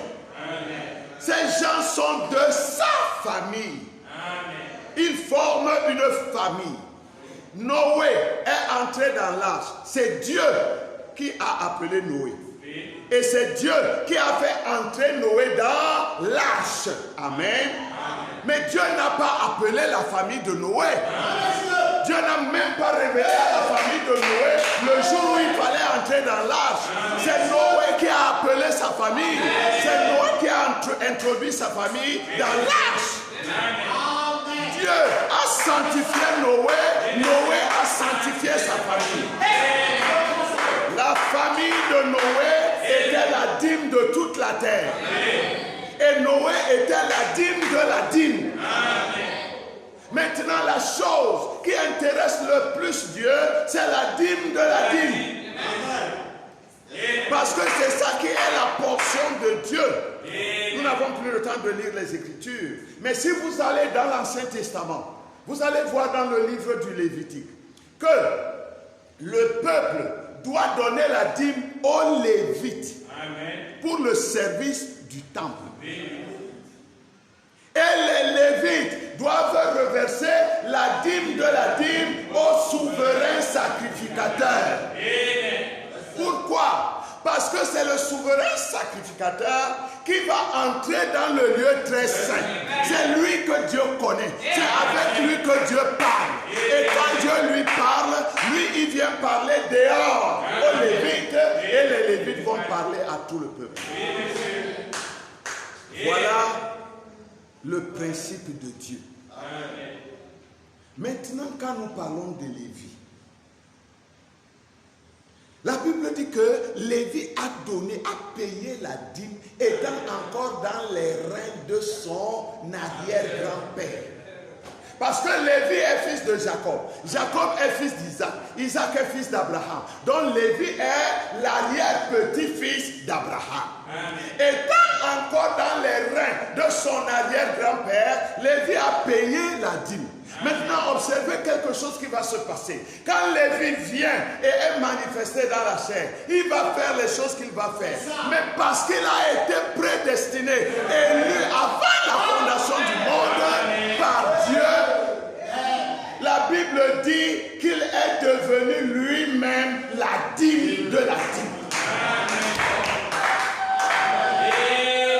Ne peut donner la dîme que celui qui est une dîme. Quand Dieu te choisit pour être sa dîme, alors toi tu vas donner à Dieu la dîme. Abraham donnait la dîme, peut-être que lui-même ne savait pas que Isaac était en train de donner la dîme, que Jacob était en train de donner la dîme. Mais plus que ces deux-là, c'est Lévi qui avait donné la vraie dîme. Pourquoi on n'a pas parlé d'Isaac? Pourquoi on n'a pas parlé de Jacob? On parle seulement de Lévi. Parce que Lévi avait été prédestiné à être la dîme en Israël. C'est pourquoi aussi Lévi, qui devait prendre la dîme, a commencé par payer la dîme. Il a payé comment? Qui a vu son argent? Qui a vu ses biens qu'il a donnés? Mais il s'est donné lui-même. Il était déjà avant sa naissance une dîme prédestinée. Alléluia. Ce n'est pas un hasard. Si vous êtes là ce matin, en train d'écouter ce sermon, en train de communier avec Dieu, c'est parce que Dieu, avant la fondation du monde, vous avez connu comme étant une dîme. Et parce que vous êtes une dîme, Dieu vous attend comme une dîme. Pas seulement votre argent et vos biens matériels, mais vous-même comme une dîme à l'Éternel.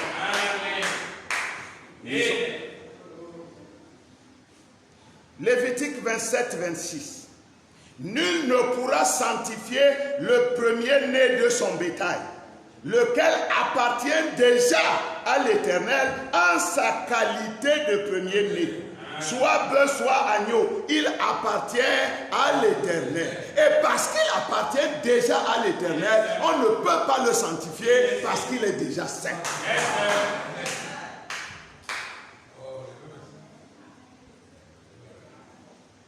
Maintenant, le grand sacrificateur recevait la dîme des Lévites, qui était la dîme de la dîme.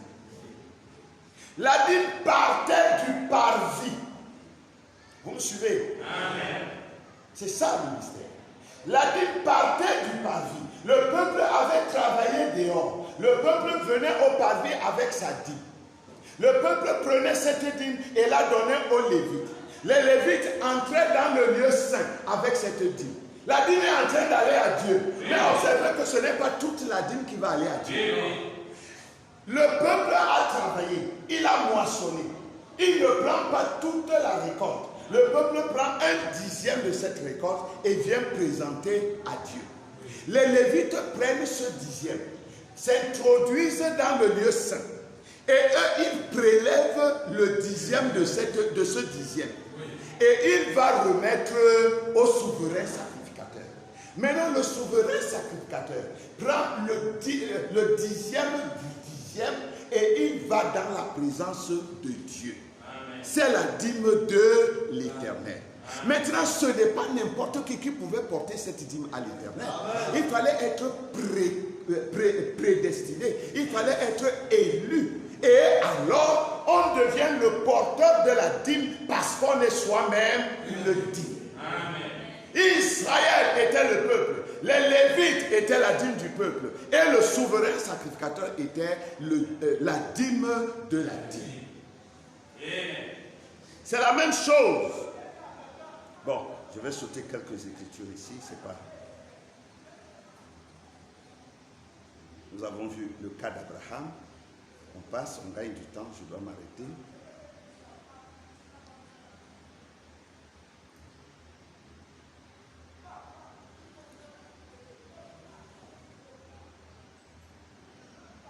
Laissez-moi lire le prophète d'abord ici. Dans C'est le lever du soleil, paragraphe 111. Et comme lui est l'époux, alors l'épouse doit être manifestée, car elle est une partie de lui. Amen. Nous sommes déjà d'accord là? L'épouse est une partie de l'époux. Et si vous êtes une partie de lui, vous êtes sa propriété. Amen. Et si vous êtes sa propriété, vous êtes déjà saint. Amen. Et elle ne peut être que la manifestation de l'accomplissement de toutes les révélations de tous ceux qui ont parlé de l'épouse. Elle ne peut que manifester. Et si elle fait quelque chose différemment de l'époux, alors elle n'est pas l'épouse, parce qu'elle est chair de sa chair, os de son os, vie de sa vie, puissance de sa puissance. Elle, qui? Elle est lui. Vous avez bien entendu? Elle est lui. Ça veut dire, tu la touches, tu l'as touché lui. Ce qui le concerne lui, la concerne elle. S'il est saint, elle est sainte. S'il est juste, elle est juste. Alléluia. S'il est Dieu, elle est Dieu.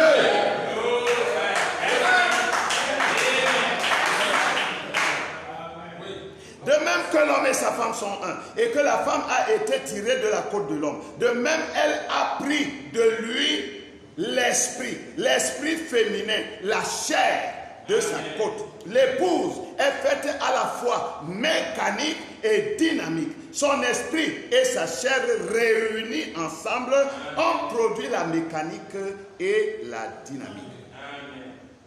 C'est pourquoi le Seigneur Jésus, dans Jean chapitre 15, verset 3, il dit, déjà vous êtes purs à cause de la parole que je vous ai annoncée.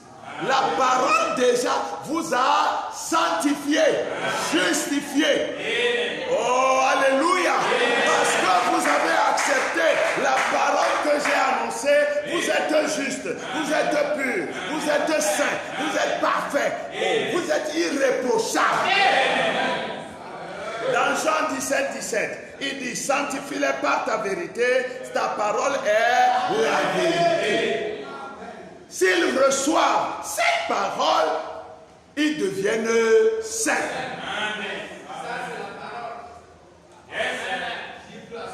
Ce jour-là au Calvaire, paragraphe 83, 25 septembre 60, Frère Branham dit, regardez ce que ce jour-là sur le Calvaire a fait pour vous. Il a payé le prix pour vous. Il a réglé la question. Si vos péchés sont comme le cramoisi, ils sont blancs désormais comme la neige, rouges comme la pourpre, blancs comme la laine, alors vous n'avez pas de péché. Je ne suis pas responsable de ça. Je lis ce que la bouche de Dieu a dit. Vous êtes parfaitement sans péché. Pourquoi? Parce que vous avez fait quoi? Parce que vous êtes meilleur que les autres? Non, parce que Dieu vous a choisi. C'est juste. Peu importe ce que vous avez fait ou que vous faites, vous êtes quand même sans péché. Parce que si vous êtes réellement la dîme de Dieu, vous ne voulez pas pécher. Vous ne pouvez pas être incrédule tout en étant la dîme de Dieu. Impossible. Vous pouvez commettre des erreurs. Et si vous avez l'Esprit de Christ en vous, vous chercherez rapidement à corriger ces erreurs et à en sortir. Il dit, pourvu que vous ayez accepté Jésus-Christ comme votre sauveur, vos péchés sont pardonnés. Tout ce qui est pardonné est remis et oublié. Les chrétiens qui pleurent matin, midi et soir, oh, je suis un pauvre pécheur. Mais toi, tu es quel genre de chrétien alors? Écoutez, Frère Branham, Hébreux, chapitre 6, deuxième partie, paragraphe 503, il dit, oh, glorieux Maître, comme tu nous l'as enseigné dans toute ta merveilleuse parole, nos cœurs frémissent pour la grâce de l'enlèvement, sachant que nous sommes passés de la mort à la vie. Tout ça, c'est grâce à la bonté de notre Seigneur Jésus qui nous a appelés et nous a lavés dans son sang et nous a présentés devant le trône de Dieu sans faute, sans reproche, car il a pris nos péchés. Nous sommes sans péché. Dieu a mis notre iniquité sur lui et il a été meurtri pour nos transgressions. Oh, combien nous l'aimons, le grand agneau de Dieu. Alléluia. Alors que nous terminons, écoutez-moi bien. Frère Branham dit, dans des images de Christ, paragraphe 156, prêché le 25 mai 1959, il dit, ô Seigneur, tu es Dieu, et tu es Dieu à jamais. Et nous sommes heureux de savoir que tu nous as promis que tu aurais un reste quand tu reviendrais sur la terre. En dépit de tout ce qui peut se passer.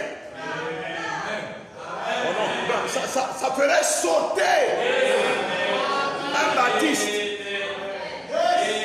En dépit de tout ce qui peut se passer, il y aura des gens qui vont être prêts. Est-ce que tu crois être l'un d'entre eux? Alléluia.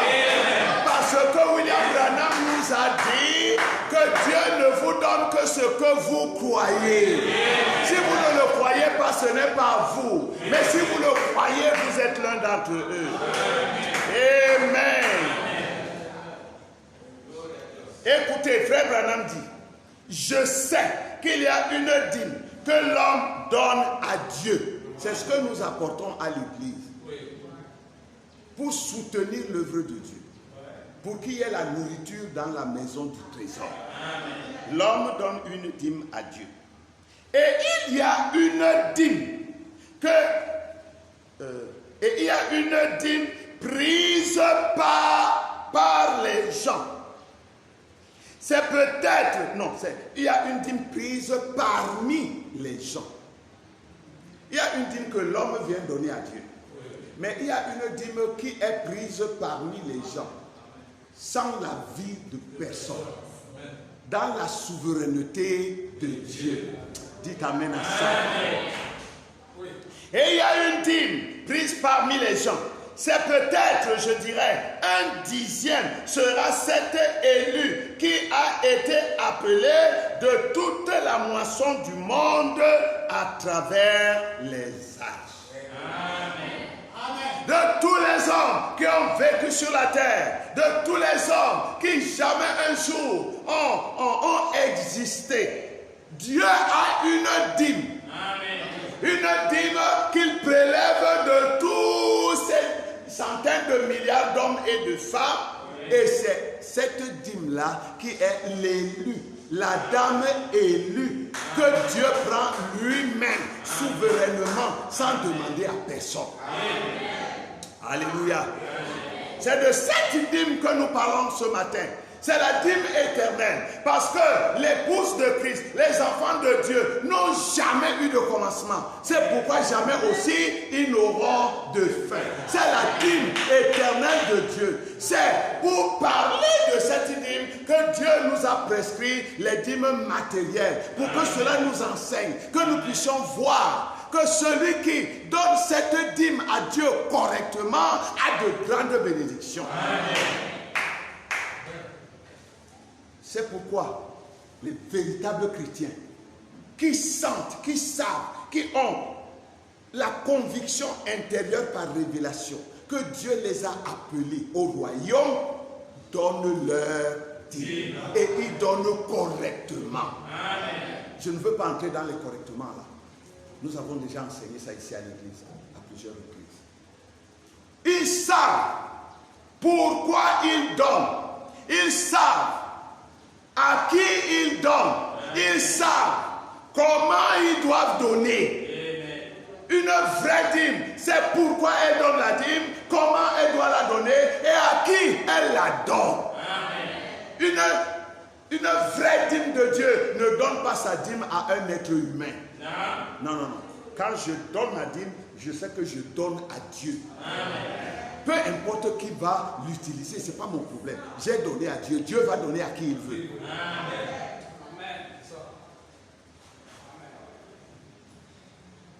Nous allons conclure. Je pensais qu'ici j'aurais déjà terminé, mais je vous prends 2 minutes. 2. Et on a terminé. Je lis la citation. Questions et réponses du 3 janvier 1954 au paragraphe 245-246. C'est avec les citations, si je crois qu'il y en a, oui, c'est la dernière. Nous allons terminer avec celle-ci. Bien. Un jour, il y eut un péché en Israël. Et il y a eu un homme d'une tribu appelée Lévi. Ils ont tiré leur épée, sont allés avec Moïse dans le camp et ont détruit tout ce qui était péché. Vous vous souvenez de l'histoire? Il s'agit du veau d'or. Moïse se tenait à l'entrée du camp et il a crié à haute voix que ceux qui sont pour l'Éternel viennent à moi. Et les Lévites ont couru vers Moïse. Il leur a dit: prenez vos épées, passez dans le camp, tuez tous ceux qui sont coupables de cette idolâtrie.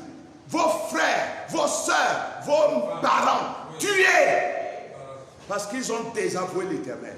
Et les Lévites. C'est pourquoi nous avons lu dans la Genèse l'autre fois que Genèse dit qu'il ne connaît pas son père. Il ignore qui est sa mère. Lui ne connaît que Dieu. Si Dieu dit devant, il va devant. Amen. Alléluia. Amen. C'est comme ça que doivent être les serviteurs de Dieu. Amen. Pas des prédicateurs qui, à l'église, peut-être ils ont des petits problèmes, ou ils rentrent à la maison, raconter, oh, et il y a ça, et tel a dit, et l'autre a fait. Non, non. Un prédicateur, c'est un gouffre de silence. Oui. Un prédicateur, non, il ne peut pas raconter, n'est-ce pas, les histoires de l'église partout. Même un chrétien ne doit pas le faire. Amen.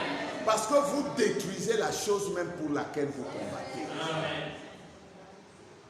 Frère Branham dit, lisons et terminons, j'ai fini. Ils ont tiré leur épée, sont allés avec Moïse dans le camp et ont détruit tout ce qui était péché. Est-ce vrai?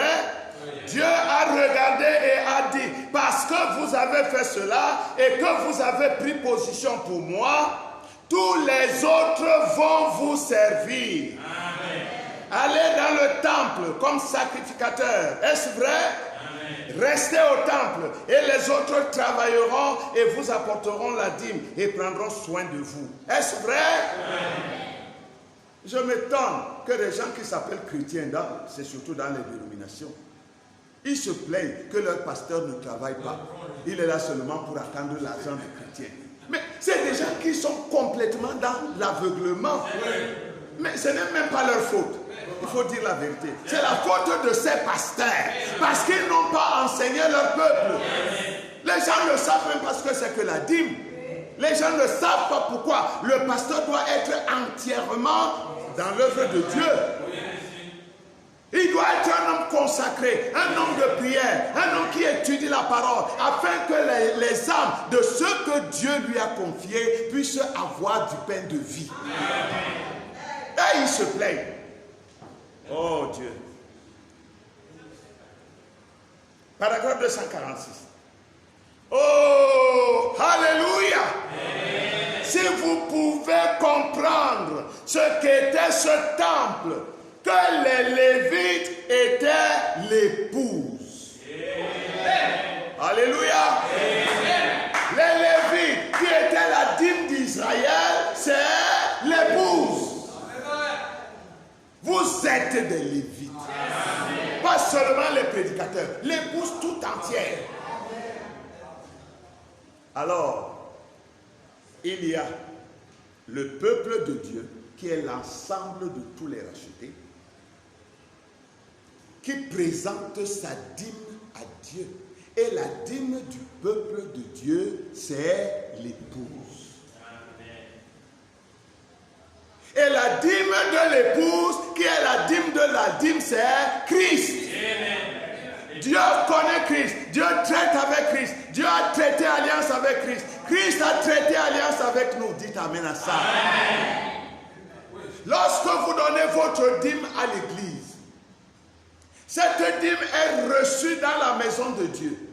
Dieu bénit la dîme là. Et parce que Dieu a béni votre dîme, la bénédiction de cette dîme va découler sur vos biens à la maison. Amen. C'est ça le principe de Dieu. Maintenant, si votre dîme n'est pas arrivée dans la présence de Dieu, ou si votre dîme n'est pas correcte et n'est pas acceptée par Dieu, vous attendez quoi à la maison? Dieu a reçu Jésus dans le temple du ciel. C'est Paul qui nous le dit dans le livre des Hébreux. Et quand Jésus a été reçu, la Bible dit qu'il a attiré à lui des dons. Il a attiré à lui des hommes et il a fait des dons. Et maintenant qu'il a attiré des hommes à lui, ces hommes-là aussi attirent d'autres hommes par le moyen de la prédication de l'évangile, par le moyen de la prière, par le moyen de l'intercession, par le moyen de la vie dans le quartier, dans les familles, dans les lieux de service. Partout où vous êtes, vous devez attirer des hommes à Dieu.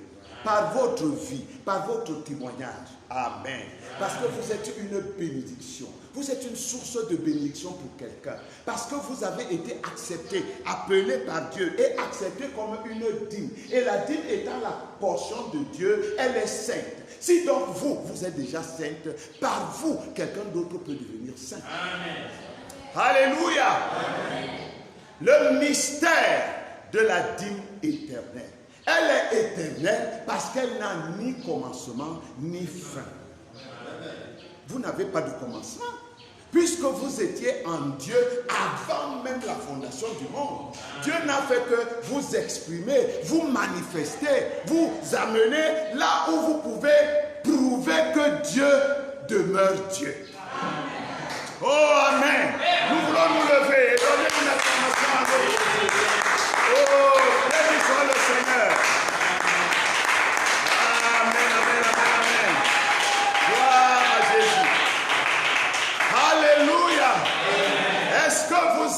Seigneur? Est-ce que vous êtes conscient ce matin de ce que vous êtes?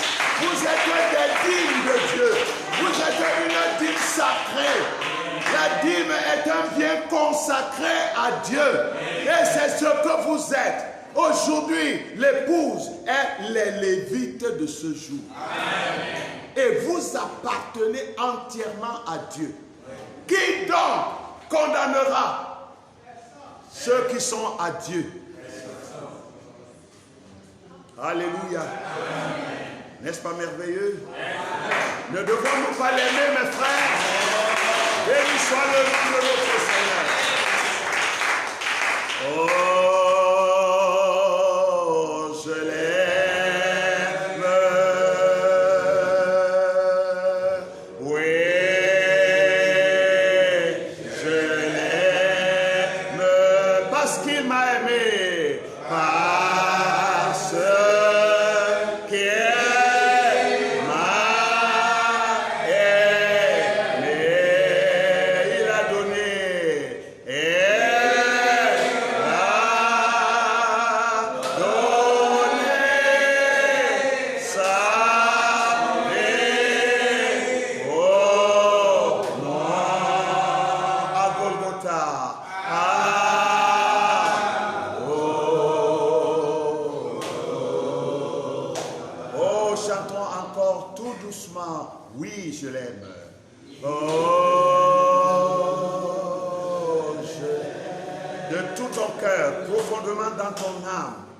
rassure-toi que tu l'aimes, que tu ne chantes pas seulement, mais quelque chose, le Saint-Esprit au-dedans de toi te rend compte, te rend témoignage, que tu l'aimes profondément et que tout ce que tu veux faire, c'est sa volonté.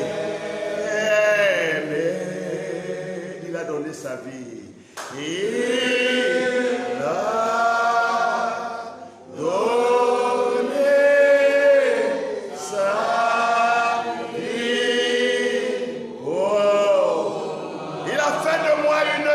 de Dieu.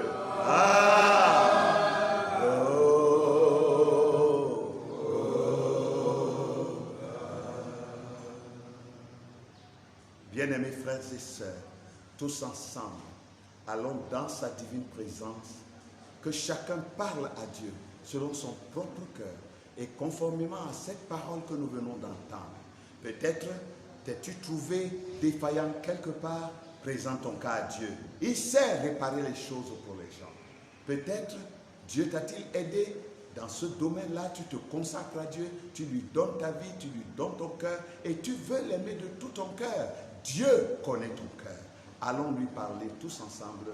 Nous prions le Seigneur. Dieu bien-aimé, notre Père céleste et notre Dieu, nous venons d'écouter ta parole, la portion que tu as bien voulu nous octroyer pour ce matin. Et nous croyons que cette parole nous soutiendra comme elle avait soutenu Élie, le prophète, tout au long du voyage jusqu'à la montagne de l'Éternel. Seigneur, certainement nous ne pouvons pas dire que nous sommes parfaits devant cette parole. Au contraire, nous voulons simplement crier à toi et supplier ta grâce en notre faveur. Nous avons des lacunes, nous avons des bas-côtés, nous avons commis des erreurs par-ci, par-là. Toi, tu n'as pas permis, Seigneur, que nous puissions simplement continuer comme cela. Tu as voulu nous en parler ce matin. C'est la preuve même que tu nous as choisis pour la vie. Tu nous as élus pour être la dîme de Dieu, la dîme de la terre. Que nous soyons le peuple élu, le peuple qui te manifeste sur la terre aujourd'hui. Tu as dit que l'Église est la puissance de Dieu sur la terre.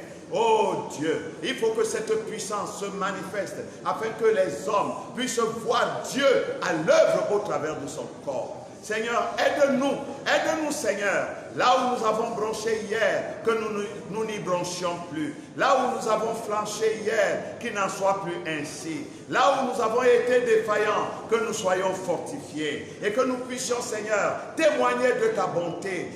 Manifester à tous, ô Dieu, la grâce que tu nous as accordée, de faire de nous tes enfants, de faire de nous ton église, de faire de nous ton épouse. Cela même qui transporte la volonté de Dieu sur toute la terre. Bénis ta petite épouse. Elle est au nord, elle est au sud, elle est à l'est, elle est à l'ouest, elle est partout dans tous les continents, dans les îles, elle est partout. Oh Dieu, souviens-toi ce matin de chaque membre de cette épouse. Nous avons un réel combat, mais nous savons que c'est simplement indifféré. Parce que Christ a combattu ce combat et il a vaincu. Et nous qui venons derrière lui, nous vaincrons comme lui il a vaincu. Parce que nous sommes une partie de lui. Tu viens de nous dire que l'épouse est une partie de l'époux, que l'épouse est l'époux sous la forme féminine. C'est pourquoi, Seigneur Jésus, nous nous livrons à toi ce matin. Nous te prions de nous aider afin que nous puissions aller de l'avant et accomplir le but de Dieu dans notre propre vie. Je te prie pour moi-même, je te prie pour mon frère, je te prie pour ma soeur, je te prie pour mon collaborateur, je te prie pour tous les serviteurs, tous les fils et toutes les filles de Dieu. Laisse, Seigneur, quand ce dernier temps, quand cette dernière période, je ne sais pas combien de temps il nous reste, mais avant que l'époux s'en aille, donne-nous, Seigneur, de manifester Dieu sur la terre, de prouver aux hommes que c'est Dieu qui est au-dessus de tout. Bénis ton héritage, Père, et consolide ton pouvoir, ton autorité et ta prééminence sur ton épouse. Et prends toute la place de nos cœurs. Aide-nous à comprendre que les petits sous et les petits dons et les petites offrandes et les petites dîmes que nous donnons à Dieu dans la maison du trésor ne sont rien comparativement à cette grande dîme que nous sommes et que Dieu a faite de nous. Aide-nous, Seigneur, à saisir la profondeur de ces choses et à les intégrer dans nos cœurs, à nous identifier à notre dîme. Nous avons une dîme que nous avons donnée à Dieu, la dîme de la dîme, c'est Christ. Et nous voulons nous identifier à cette dîme. Nous voulons être semblables à lui dans sa manière de vivre, dans sa manière de parler, dans sa manière de se conduire vis-à-vis des autres. Christ n'a jamais envoyé personne en enfer. Christ n'a jamais maudit aucun homme. Même les pécheurs, il ne les a pas maudits. Et même jusqu'au bois du calvaire, il a continué de prier pour eux. Pardonne-leur, Père, car ils ne savent pas. Malheureusement, nous qui disons que nous sommes de lui, nous sommes toujours prêts à maudire, à injurier, à insulter, à jeter en enfer, à rejeter, à exclure, à excommunier. Toutes choses qui ne sont pas de Dieu. Aide-nous, Seigneur, nous te prions. Nous avons besoin de plus d'amour dans notre cœur. Nous avons besoin de plus de douceur. Nous avons besoin, Seigneur, d'aimer les autres, de comprendre que même si quelqu'un est dans l'erreur, ce n'est pas qu'il veut être dans l'erreur, mais c'est parce que son temps pour voir la lumière et comprendre la vérité n'est pas encore arrivé. Mais comme c'est Dieu qui donne à qui il veut, il va donner à tous ses enfants. Amen. Oh Dieu, aide-nous, nous te supplions. Aide-nous, Seigneur. Nous nous abandonnons nous-mêmes à toi. Nous t'abandonnons, nos frères et nos sœurs. Tous ceux qui sont ici au tabernacle ce matin, tous ceux qui sont dans les maisons et qui sont en train de suivre, tous ceux qui plus tard suivront. Oh, puisses-tu parler au cœur de chacun. Amen. Que chacun de nous comprenions pourquoi tu nous as appelés. Ce n'est pas pour faire des querelles, des bagarres, des histoires, comme des petits enfants de l'école maternelle. Mais que nous soyons des hommes faits, des hommes matures, des hommes qui sont capables de supporter les faibles, des hommes qui sont capables de supporter celui qui est dans l'erreur et de prier pour lui jusqu'à ce que la grâce lui soit faite aussi à lui. Oh Dieu, accorde-nous cette compréhension d'homme mature et qu'ainsi ton nom soit glorifié. Nous croyons que tu nous exauces et que tu nous accorderas au-delà même de tout ce que nous avons pu te demander. Parce que tout ce que nous recevons de toi, nous le recevons au nom de ton Fils, notre Seigneur et Sauveur Jésus-Christ. Amen. Amen.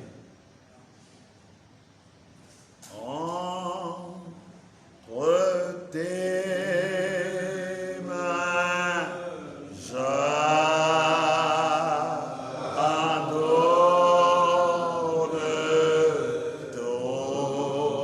tout ce que j'appelle.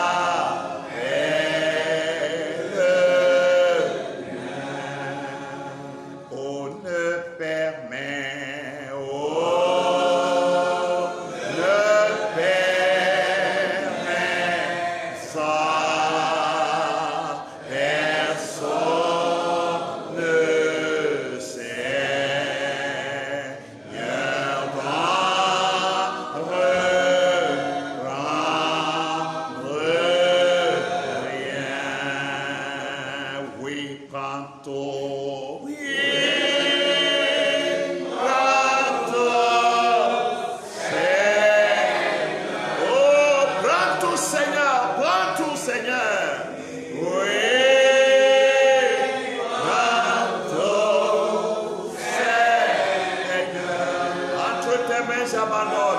j'abandonne tout.